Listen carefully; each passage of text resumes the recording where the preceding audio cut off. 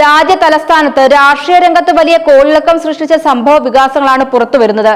പ്രധാനമന്ത്രിയുടെ ഔദ്യോഗിക വസതിക്ക് മുന്നിൽ അനുമതിയില്ലാതെ പ്രതിഷേധം സംഘടിപ്പിച്ച സംഭവത്തിൽ ലോക്സഭാ പ്രതിപക്ഷ നേതാവ് രാഹുൽ ഗാന്ധിക്കെതിരെ ഡൽഹി പോലീസ് കേസെടുത്തിരിക്കുകയാണ്. ഈ സംഭവങ്ങളുമായി ബന്ധപ്പെട്ട് 2 എഫ്ഐആറുകളാണ് പോലീസ് ഇതിനോടകം രജിസ്റ്റർ ചെയ്തിരിക്കുന്നത്. അതീവ സുരക്ഷാ മേഖലയിൽ വിലക്കുകൾ ലംഘിച്ച് സമരം നടത്തിയെന്ന കുറ്റമാണ് നേതാക്കൾക്കെതിരെ ചുമത്തിയിരിക്കുന്നത്.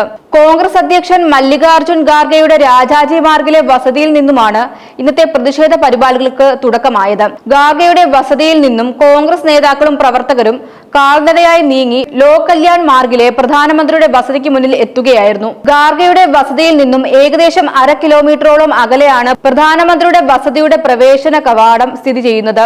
അതീവ സുരക്ഷാ പ്രോട്ടോകോളുകൾ നിലനിൽക്കുന്ന ഈ പ്രദേശത്തേക്ക് മുന്നറിയിപ്പുകളില്ലാതെ എത്തിയ ജാഥ പോലീസിനും വലിയ വെല്ലുവിളിയാണ് സൃഷ്ടിച്ചത്. പ്രധാനമന്ത്രിയുടെ വസതിക്ക് മുന്നിൽ പ്രതിഷേധം ശക്തമായതിനെ തുടർന്ന് സ്ഥലത്ത് വൻ പോലീസ് സന്നാഹത്തെയാണ് വിന്യസിച്ചത്. സ്ഥിതിഗതികൾ നിയന്ത്രണാതീതമായതോടെ പോലീസ് റോഡുകൾ പൂർണ്ണമായും അടച്ചു. ഇതിനു പുറമെ ക്രമസമാധാന നില ഉറപ്പാക്കാൻ റാപ്പിഡ് ആക്ഷൻ ഫോഴ്സിനെയും സ്ഥലത്തിറക്കുകയുണ്ടായി. പ്രതിഷേധം ആരംഭിച്ച് 1 മണിക്കൂറിനുള്ളിൽ തന്നെ സമരത്തിലുണ്ടായിരുന്ന പ്രമുഖ നേതാക്കളെ പോലീസ് കസ്റ്റഡിയിലെടുത്ത് നീക്കാൻ തുടങ്ങി. എന്നാൽ പ്രവർത്തകർ പ്രതിഷേധം ശക്തമാക്കിയതോടെ രാഹുൽ ഗാന്ധി ഉൾപ്പെടെയുള്ള കൂടുതൽ നേതാക്കളെയും പ്രവർത്തകരെയും ഡൽഹി പോലീസ് ബലപ്രയോഗത്തിലൂടെ സ്ഥലത്തുനിന്ന് നീക്കം ചെയ്യുകയായിരുന്നു. അതീവ സുരക്ഷാ മേഖലയിലെ ഈ നാടകീയ രംഗങ്ങൾ കുറെ സമയം സ്ഥലത്ത് സംഘർഷഭരിതമായ അന്തരീക്ഷം സൃഷ്ടിച്ചു. അതേസമയം ഈ പ്രതിഷേധവുമായി ബന്ധപ്പെട്ട് മറ്റൊരു സുപ്രധാന വിവരവും പുറത്തു വരുന്നുണ്ട്.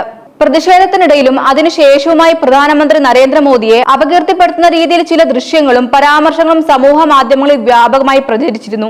ഇതിനെതിരെ കർശന നടപടികൾ സ്വീകരിക്കാൻ ഒരുങ്ങുകയാണ് ഡൽഹി പോലീസ്. അധിക്ഷേപകരമായ വീഡിയോകളും പോസ്റ്ററുകളും പങ്കുവച്ച സോഷ്യൽ മീഡിയ അക്കൗണ്ടുകൾ ഇതിനോടകം തന്നെ പോലീസിന്റെ സൈബർ വിഭാഗത്തിന്റെ കർശന നിരീക്ഷണത്തിലാണ്. ഈ ദൃശ്യങ്ങൾ പ്രചരിപ്പിച്ച അക്കൗണ്ടുകൾക്ക് പിന്നിൽ പ്രവർത്തിച്ചവരെ കുറിച്ചുള്ള വ്യക്തമായ വിവരങ്ങൾ തേടിക്കൊണ്ട് പ്രമുഖ സാമൂഹ്യ മാധ്യമ പ്ലാറ്റ്ഫോമുകൾക്ക് അധികൃതർ ഔദ്യോഗിക നോട്ടീസും അയച്ചിട്ടുണ്ട്.